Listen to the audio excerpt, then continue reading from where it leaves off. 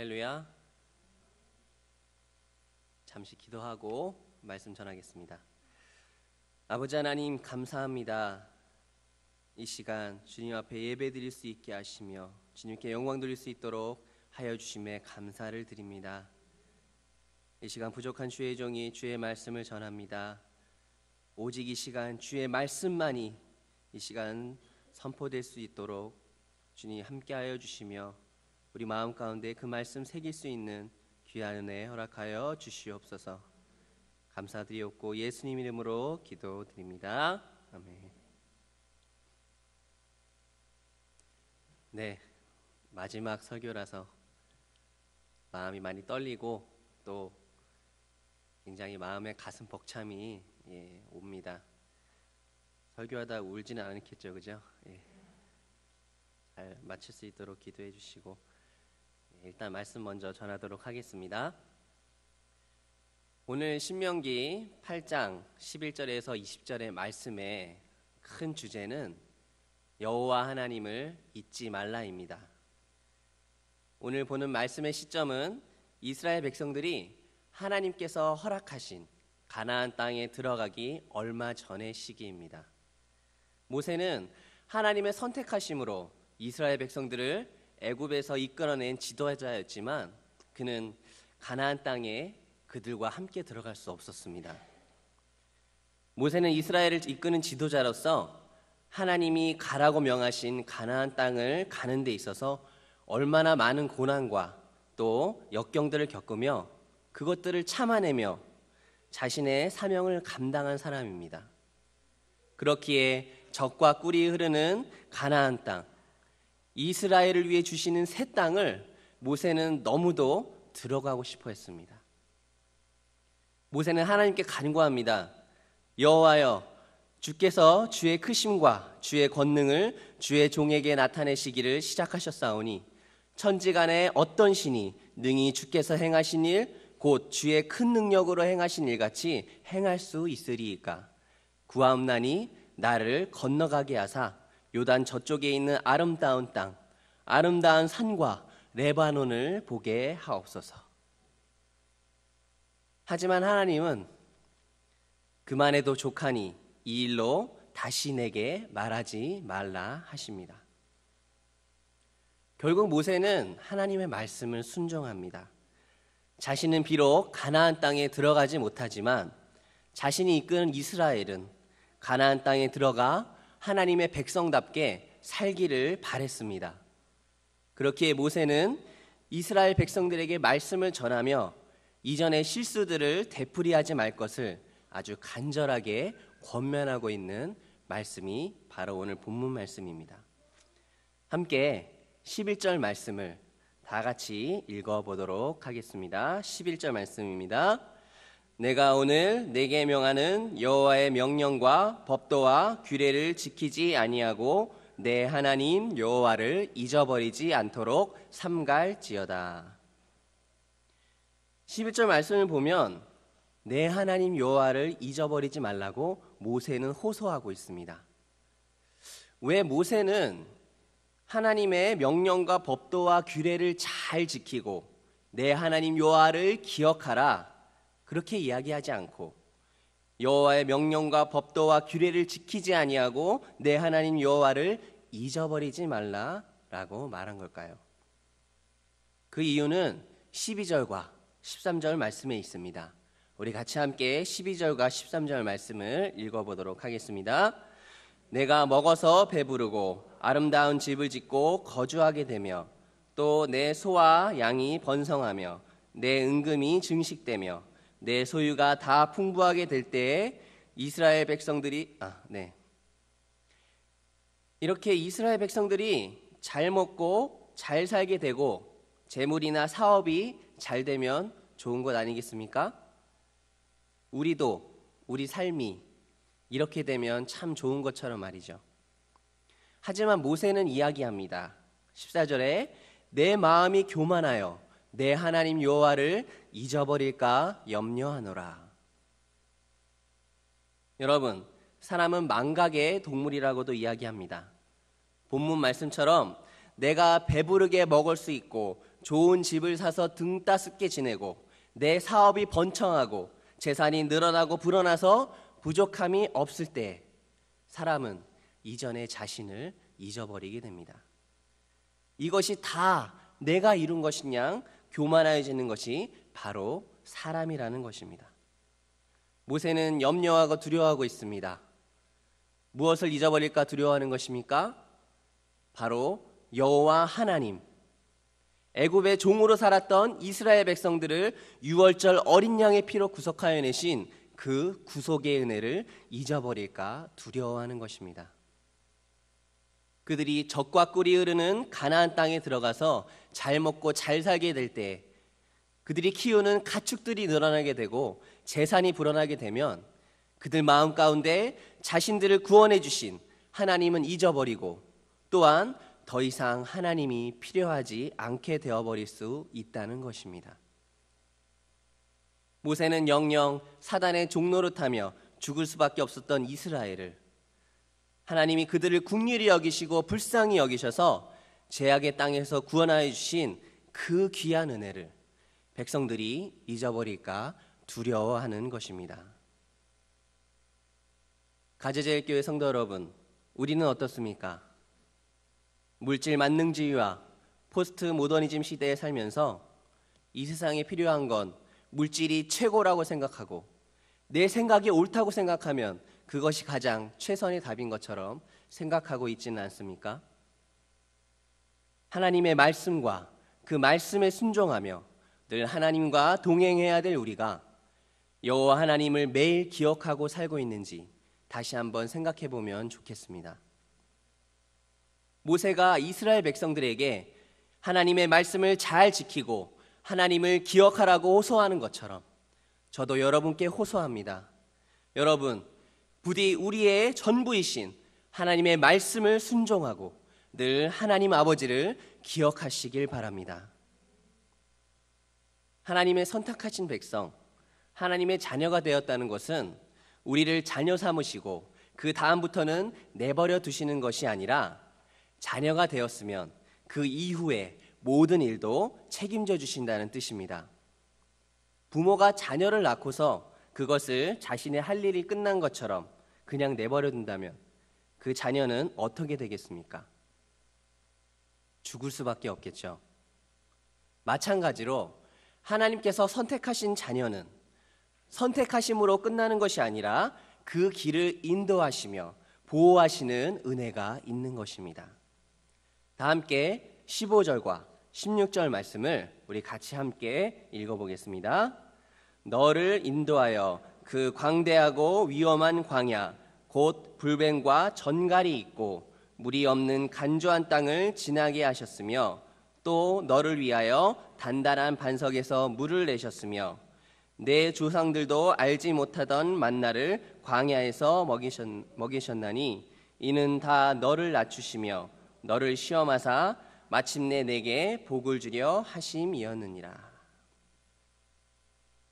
하나님께서 이스라엘 백성들을 광야로 인도하십니다. 어디로 인도하신다고요? 광야로, 아주 광대하고 위험한 광야로 인도하십니다. 여러분, 광야가 어떤 곳입니까? 광야는 길이 없는 곳입니다. 지금은 도로도 잘 되어 있고 사람이 다니는 인도도 있고 이정표도 아주 잘 되어 있어서 손쉽게 자신이 원하는 곳을 찾아갈 수가 있습니다. 내비게이션도 아주 잘 되어 있죠, 요즘은요. 하지만 광야는 길이 나 있는 곳이 아니기 때문에 자신이 원하는 곳이나 목표를 정하여 갈 수가 없는 곳이 바로 그런 곳이 광야입니다. 또한 본문 말씀에 불뱀과 전갈이 있고 물이 없는 간조한 땅을 지나게 하셨으며 라며 광야에 대해 말씀하고 있습니다. 광야는 낮에는 아주 견딜 수 없도록 덥고 밤에는 또 견딜 수 없도록 추운 곳입니다. 때때로 불어오는 열풍과 사막의 모래바람은 행군은커녕 가만히 있어도 견딜 수 없게 하는 곳이 바로 광야입니다. 하나님께서는 왜 자신의 백성들을 애굽에서 구원하시고 광야로 인도하셨을까요? 먼저 시련을 통해 교훈을 얻게 하기 위해서입니다. 이스라엘은 애굽에서 해방되어 불과 많이 걸려도 일주일이면 도착할 수 있는 거리에 가나안 땅을 무려 40년이라는 긴 세월 동안 머물렀습니다. 하나님께서 이스라엘을 광야에서 40년 동안이나 머물게 하신 것은 바로 가나안 땅의 가치와 하나님의 은혜의 필요성을 깊이 깨닫기를 원하셨던 것입니다. 하나님은 그들을 광야 생활을 통해서 하나님의 은혜의 가치를 깨닫기를 원하셨습니다. 이렇게 하나님께서 이스라엘 백성들로 하여금 광야 길을 걷게 하신 이유는 다음과 같습니다. 첫째로 그들을 낮추시고 시험하시기 위함이셨습니다. 시험이라 함은 그들을 올무에 빠뜨리기 위한 유혹이 아니라 진리를 깨닫기 위한 테스트입니다. 그 기간이 무려 40년 동안 이어진 것입니다. 둘째로 그들의 마음이 어떠한지를 시험하시기 위해서였습니다. 사람이란 극한 상황에 처하면 그 사람의 본심을 알 수가 있습니다. 즉, 이스라엘 백성들은 자신들의 실체를 볼 필요성이 있었던 것입니다. 세 번째로 하나님의 말씀에 대한 순종 여부를 시험하시기 위해서였습니다. 하나님은 광야 생활의 고통을 통하여 그들 스스로를 의지하지 않고 오직 하나님만을 의지하도록 유도하셨습니다. 마지막으로 하나님은 그들의 교만을 제거하시고 겸손하게 하나님만을 의지하기를 원하셨습니다. 이렇게 하나님께서 인도하신 광야 생활은 모든 근원이 하나님 안에 있다는 것을 알게 하기 위한 과정이었습니다. 본문 말씀에 보면 너를 위하여 단단한 반석에서 물을 내셨으며 내 조상들도 알지 못하던 만나를 광야에서 내게 먹이셨나니 라고 말씀합니다. 하나님은 이스라엘을 낮추시며 줄이게 하셨습니다. 사람은 줄일 때, 즉 목이 타고 배가 고플 때 인생의 실체를 발견하게 됩니다. 그들이 광야 생활 중 르비딤에 머물 때 마실 물이 없어 모세와 하나님을 원망하며 말합니다. 어찌하여 우리를 애굽에서 나오게 하여 우리와 우리 자녀와 우리 가축들을 목말라 죽게 하느냐. 이것이 바로 사람의 본성입니다. 죽음에서 구원해 주시고 인도하시는 하나님께 원망과 불평이 먼저 나오는 것입니다. 이런 그들에게 하나님은 어떻게 하십니까? 하나님은 반석에서 물을 내어주십니다. 만나도 마찬가지였습니다. 하나님은 이스라엘도 알지 못하였고 그들의 조상들도 알지 못했던 만나를 먹게 하셨습니다. 만나에 대한 정보를 알고 있는 사람은 아무도 없었습니다. 그러므로 만나는 사람이 인위적으로 만들어냈다든가 자연적으로 내린 것이 아니라 하나님께서 그 백성들을 위해서 공급하신 것입니다. 만나는 그 일찍이 누구도 먹어본 사람이 없는 아주 귀한 희귀한 양식이었습니다. 그 만나는 40년간 매일같이 하루도 빠짐없이 일정한 시간에 내렸습니다. 하지만 안식일에는 내리지 않았습니다. 그리고 이 원칙은 40년 동안 한 번도 지켜지지 않은 날이 없었습니다. 하나님께서 그들에게 만나라고 하는 특정한 양식을 매일 아침마다 내려주신 목적이 어디에 있습니까? 그들이 그 만나를 보고 놀라서 서로 묻기를 이것이 도대체 무엇이냐? 라고 이구동성처럼 외쳤던 것처럼 하나님의 은혜의 중요성을 발견하여 하나님의 말씀이 아니면 살 수 없다는 것을 깨닫게 하기 위함이셨습니다. 단순히 광야에서 이스라엘이 경작할 땅과 시간이 없었기 때문이 아니라 사람이 떡으로만 사는 것이 아니요 여호와의 입에서 나오는 말씀으로 사는 줄을 내게 알게 하려 하심이니라. 즉 하나님의 백성들에게 하나님의 말씀을 따라 사는 삶을 가르치기 위하여 그들을 낮추시며 시험하신 것이었습니다. 가자일교회 성도 여러분, 여러분에게 물어보고 싶습니다. 여러분이 예수 그리스도를 영접하고 죄에서 구원받고 새 사람으로 거듭나고 변화되어 진정한 그리스도인이 되었을 때 정녕 모든 것이 변했습니까? 여러분의 삶, 안고 있던 문제들, 원하고 바라던 일들이 다 잘 되고 형통하게 되고 다 이루어지셨습니까? 여러분, 하나님의 백성이 되었다는 것은 내가 잘 되고 잘 먹고 잘 살고 부하게 되고 내 자신이 형통하게 되는 것이 아닙니다. 하나님의 백성이 되었다는 것은 하나님을 기억하고 하나님의 말씀대로 사는 것이며 오직 하나님만 의지하며 사는 것입니다. 그렇기 때문에 하나님의 백성인 우리도 광야 생활을 하는 것입니다. 정말 살기 힘든 이 광야 같은 세상, 청년들의 실업률이 높아지고 있는 이 세상, 중년의 아버지들이 다니던 직장을 일찍 그만두어야 하는 세상, 물가는 오르고 집값은 천정부지로 솟아 맞벌이를 해도 힘든 이 세상, 이 세상이 우리의 광야인 것입니다. 그런데 하나님이 우리를 광야로 인도하셨습니다. 왜요? 우리를 낮추시며 우리를 시험하시며 우리를 훈련하시기 위해서입니다. 바로 하나님을 기억하고 의지하라는 것입니다. 광야 같은 이 세상, 살기 힘든 이 세상을 우리는 살고 있습니다. 하지만 여러분, 하나님께서는 자신의 백성들을 그냥 내버려 두시지 않습니다. 광야 같은 이 세상에 여러분 홀로 남겨두시지 않으시는 분이 바로 여호와 하나님이십니다. 가제대일교회 성도 여러분, 여호와 하나님을 기억하십시오. 그리고 의지하십시오. 주님은 우리를 끝까지 책임지시며 보호하시며 인도하실 것입니다. 광야 같은 이 세상에 정말 살기 어렵고 힘들지만 하나님을 기억하고 부르짖을 때 주님께서 우리를 위해 반석에서 물을 내실 것입니다. 우리를 위해 만나를 내려주실 것입니다. 구름 기둥과 불 기둥으로 우리를 보호하실 것입니다. 주님은 말씀하십니다. 공중나는 새를 보라. 심지도 거두지도 않고 창고에 모아 들이지도 아니하되 너희 천부께서 기르시나니 너희는 이것들보다 귀하지 아니하냐. 하늘에 나는 새도 하나님이 책임지시고 먹이십니다. 하물며 이 새들보다 더 귀하게 여기시는 우리를 주님께서 책임져 주시지 않겠습니까? 우리의 삶을 인도하시고 책임져 주시는 여호와 하나님을 기억하고 의지하는 모든 성도님들이 되시길 주님의 이름으로 부탁드립니다.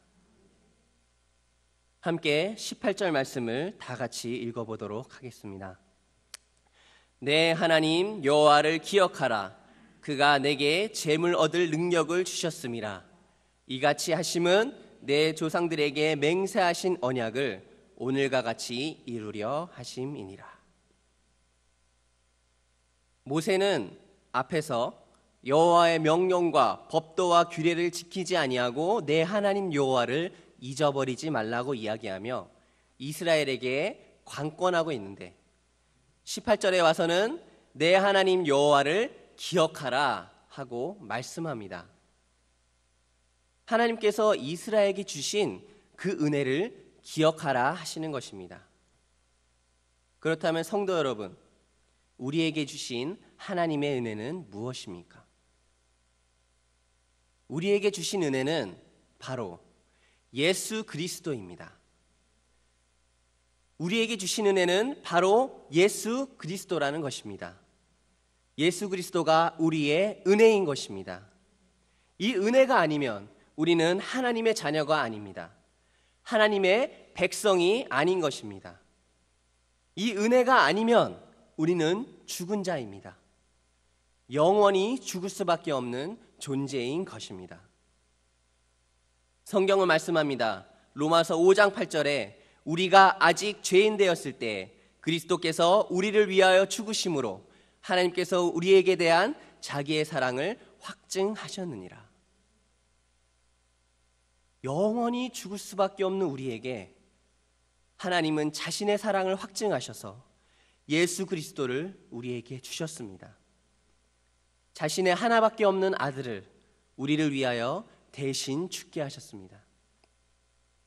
예수님조차도 자신이 모진 희롱과 멸시 속에 십자가에 달려 죽을 거라는 것을 알면서도 우리를 위해 오셨습니다. 여러분, 이것이 진정 우리에게 주신 은혜입니다. 이 은혜가 아니면 안 되는 것입니다. 이 은혜만이 우리가 받아야 할 은혜인 것입니다. 가지리께 성도 여러분, 우리의 은혜가 되시는 주 예수 그리스도를 기억합시다. 그렇다면 우리가 받은 그 은혜를 기억하면 어떻게 되겠습니까? 첫째로, 나 자신이 낮아지고 겸손하게 됩니다. 은혜를 기억한다는 것은 내가 어떤 자였는지 깨닫게 됩니다. 그 은혜가 나를 비출 때 바로 내 자신을 발견하고 드러나게 되는 것입니다. 죄 많은 영혼, 은혜 아니면 구원받을 수 없는 나 자신을 발견하게 되는 것입니다. 그래서 주님 앞에 주여 내가 죄인입니다 하고 엎드려질 수밖에 없는 것입니다. 여러분, 우리가 예수 그리스도를 믿어 구원받은 존재이지만 늘 우리는 죄 앞에 쓰러지고 죄의 유혹에 넘어갑니다. 단 하루도 죄 안 짓고 사는 날이 없는 것이 바로 저와 여러분입니다. 그런데 여러분 생각해 보십시오. 늘 죄 앞에 무너지고 넘어지는 우리를, 정말 구제불능인 우리를 그래도 주님은 사랑하신다는 것입니다. 주님께서 자신의 목숨을 내어줄 만큼 우리를 사랑하신다는 것입니다. 이 은혜를 안다면 우리는 늘 주님 앞에 엎드려질 수밖에 없는 것입니다. 주여, 내가 죄인입니다. 부디 나를 불쌍히 여기옵소서 하고 부르짖으며 나아가는 것입니다. 여러분, 예수님께서 이 세상에 오실 때 세상의 왕으로 오신 것입니까? 아닙니다. 이 세상에 오실 때 가장 낮은 자로 오셨으며 우리를 섬기시러 오신 것입니다. 주님은 말씀하십니다. 마태복음 20장 28절에 인자가 온 것은 섬김을 받으려 함이 아니라 도리어 섬기려 하고 자기 목숨을 많은 사람의 대속물로 주려 함이니라.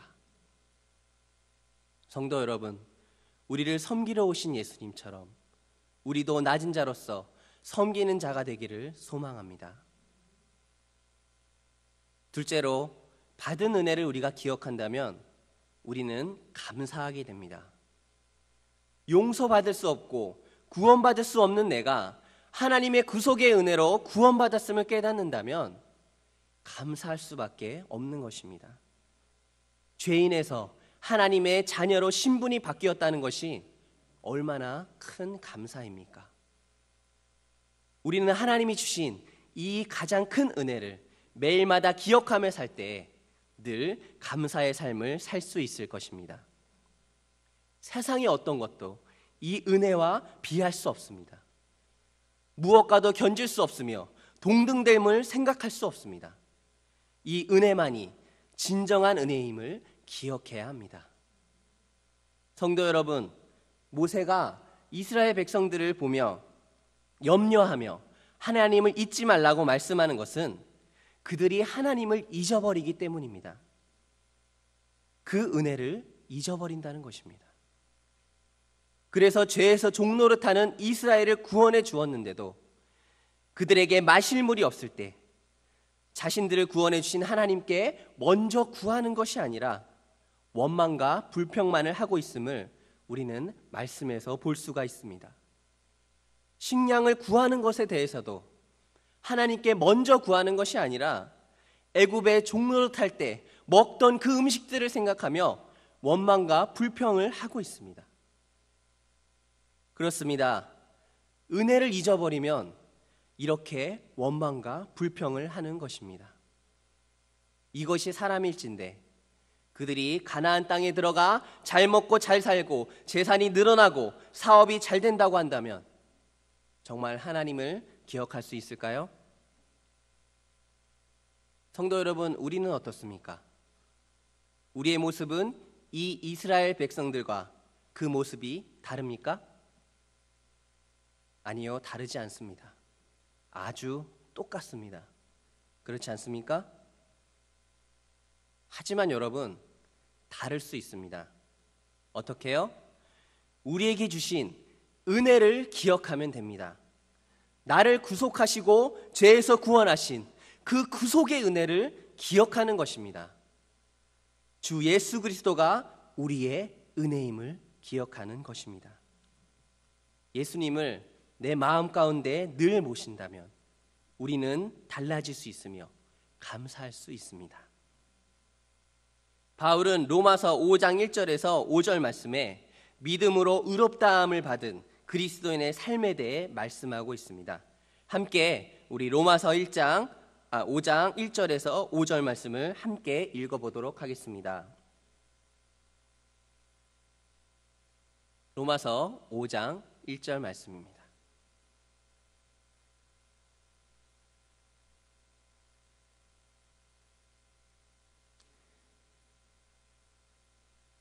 함께 읽겠습니다. 그러므로 우리가 믿음으로 의롭다 하심을 받았으니 우리 주 예수 그리스도로 말미암아 하나님과 화평을 누리자. 또한 그로 말미암아 우리가 믿음으로 서 있는 이 은혜에 들어감을 얻었으며 하나님의 영광을 바라고 즐거워하느니라. 다만 이뿐 아니라 우리가 환난 중에도 즐거워하나니 이는 환난은 인내를, 인내는 연단을, 연단은 소망을 이루는 줄을 알미로다. 소망이 우리를 부끄럽게 하지 아니함은 우리에게 주신 성령으로 말미암아 하나님의 사랑이 우리 마음에 부은 바 됨이니. 아멘. 바울은 예수 그리스도의 은혜로 인해 원수되었던 하나님과의 관계를 화평케 하셨고 이것을 누리자고 말씀합니다. 또한 예수 그리스도로 말미암아 은혜를 얻었고 하나님의 영광을 바라고 즐거워하자고 말씀하고 있습니다. 이것이 바로 우리 그리스도인의 삶인 것입니다. 막혔던 하나님과의 관계가 다시 회복되고 하나님의 자녀로서의 삶을 누리는 것입니다. 하나님의 영광을 바라고 즐거워하는 것입니다. 그런데 바울은 3절에 다만 이뿐 아니라 하면서 우리의 삶에 오는 환난에 대하여 우리에게 말씀하여 주고 있습니다. 우리가 환난 중에도 기뻐하나니 환난은 인내를, 인내는 연단을, 연단은 소망을 이루는 줄을 알미로다. 여러분, 우리가 환난 중에도 기뻐할 수 있는 것은 바로 인내와 연단을 통해 소망을 이루기 때문입니다. 그 소망이 무엇입니까? 바로 그리스도인이 마지막 날에 영화롭게 되고 완전해질 하나님 나라의 백성이 되는 것 아니겠습니까? 우리에게 주신 예수 그리스도의 은혜와 소망을 붙잡고 믿음으로 달려가시는 성도님들이 되시기를 주님의 이름으로 간절히 소망합니다. 오늘 우리는 주신 말씀을 보며 모세가 이스라엘 백성에게 호소하며 여호와 하나님을 기억하라라고 말씀하고 있습니다. 하지만 이 말씀은 이스라엘에게만 주신 것이 아니라 바로 저와 여러분들에게 주시는 말씀이라는 것을 기억해야 합니다. 이스라엘의 더 이상의 반복되는 실수와 죄악된 행동을 반복하지 않도록 말씀을 주신 것처럼 우리는 이 말씀을 통하여 하나님을 기억하고 낮고 겸손한 마음으로 오직 하나님만을 의지하는 자들이 되어야 합니다. 또한 우리에게 주신 은혜, 바로 주 예수 그리스도를 기억하며 매일의 삶 속에서 주님 앞에 엎드리며 주신 은혜를 감사할 수밖에 없는 우리가 되어야 합니다. 우리의 받은 은혜를 기억하여 주일에 드리는 예배뿐만 아니라 매일의 삶에 감사의 제사를 드리는 가재제일교회 모든 성도님들이 되시기를 주님의 이름으로 간절히 축원합니다.